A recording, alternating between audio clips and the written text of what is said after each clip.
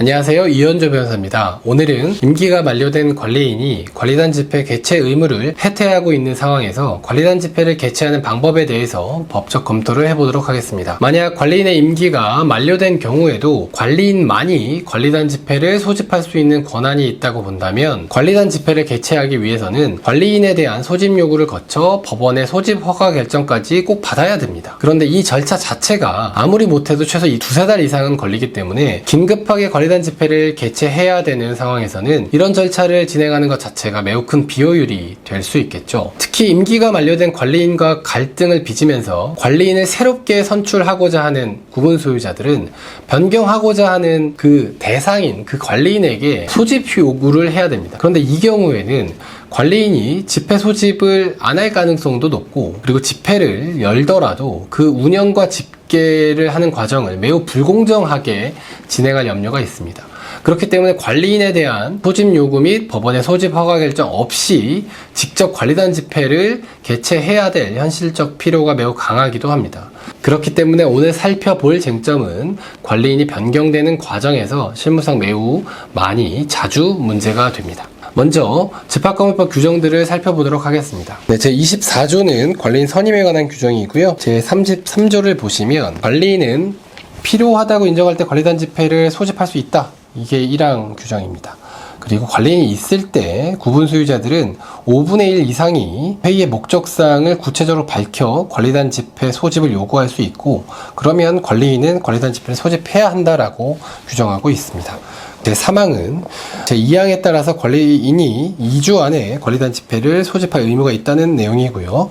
제4항 관리인이 없는 경우에는 구분 소유자들 5분의 1 이상이 직접 관리단 집회를 소집할 수 있다라고 규정하고 있는 내용입니다. 이런 규정들에 따르면 관리인이 있는 경우에는 관리인만이 관리단 집회를 소집할 수 있고, 반면에 관리인이 없는 경우에는 5분의 1 이상의 구분 소유자들이 직접 소집권자가 돼서 관리단 집회를 개최할 수 있습니다. 즉, 관리인이 존재하는 경우에는 관리인한테 소집 요구를 해야 되기 때문에 5분의 1 이상의 구분 소유자들이 소집 요구나 소집 허가 결정 없이 직접 바로 관리단 집회를 개최하게 되면 이는 적법한 소집 권한이 없는 자가 소집한 관리단 집회다. 그래서 절차상 하자가 존재하는 것으로 평가됩니다. 그런데 집합건물법 제24조 제2항은 관리인의 임기가 2년이 넘을 수 없다라고 규정하고 있습니다.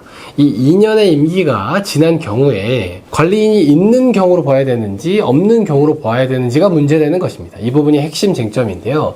즉 2년의 임기가 지난 경우에 관리인이 있는 경우로 보아서 관리인만 관리단 집회를 개최할 수 있는 것인지, 아니면 관리인이 없는 경우로 봐서 5분의 1 이상의 구분 소유자들이 관리인에게 소집 요구를 하지 않고 직접 관리단 집회를 개최할 수 있는지가 바로 오늘의 주제입니다. 이걸 달리 표현하면 관리인의 임기가 만료된 경우에도 관리인에게만 관리단 집회 소집에 관해서 배타적인 소집 권한이 있는가 라고 표현할 수 있습니다.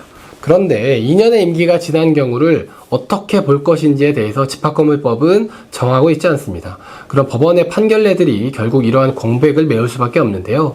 이와 관련해서 임기가 도가한 관리인의 지위에 대해서 법원이 어떤 법적 평가를 내리고 있는지 보도록 하겠습니다. 방금 보시는 대법원 판례사안은 비록 재건축 주택조합에 관한 사안인데 당연히 비법인 사단으로서 관리단과 동일한 실질이기 때문에 관리단에 관한 소송들에서도 많이 인용이 되는 판례입니다.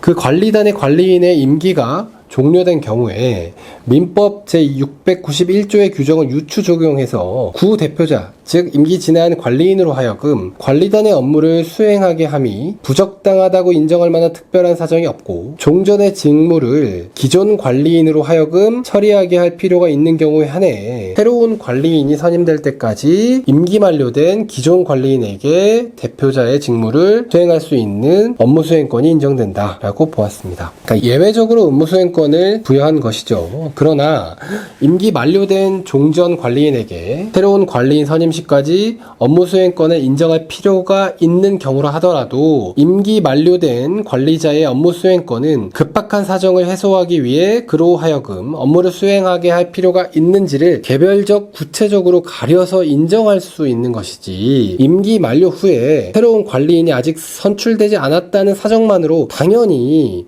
포괄적으로 부여되는 것은 아니다. 라고 판단하고 있습니다. 또 이 민법 691조는 종전 관리인이 임기 만료 후에 수행한 업무를 사후에 개별적 구체적으로 가려 예외적으로 그 효력을 인정케 할 근거가 될 수 있을 뿐 그로 하여금 장래를 향해 대표자로서의 업무 수행권을 포괄적으로 행사하게 하는 근거가 될 수는 없다. 이렇게 부연하고 있습니다. 방금 보신 대법원 판례 태도를 관리단에 적용해서 짧게 요약해 드리도록 하겠습니다. 첫 번째, 관리인의 임기가 도가한 경우라도 민법 691조를 유추 적용해서 전임 관리인은 후임 관리인이 선임될 때까지 그 직무를 계속 수행할 수 있다. 단 두 가지 조건이 충족되는 한에서만 가능합니다. 첫 번째 조건은 그 기존 관리인에게 업무를 수행하게 함이 부적당하다고 인정될 만한 특별한 사정이 없고, 두 번째, 그 종전의 직무를 임기 만료된 관리인으로 하여금 처리하게 할 필요가 있어야 합니다. 그리고 임기 만료된 대표자의 업무 수행권은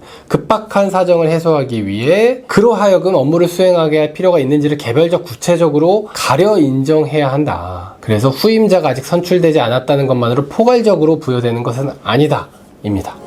관리인의 임기가 만료된 경우에 언제나 5분의 1 이상의 구분 소유자들이 관리인에 대한 소집 요구 절차 그리고 법원의 소집 허가 결정도 없이 관리단 집회를 바로 직접 개최할 수 있다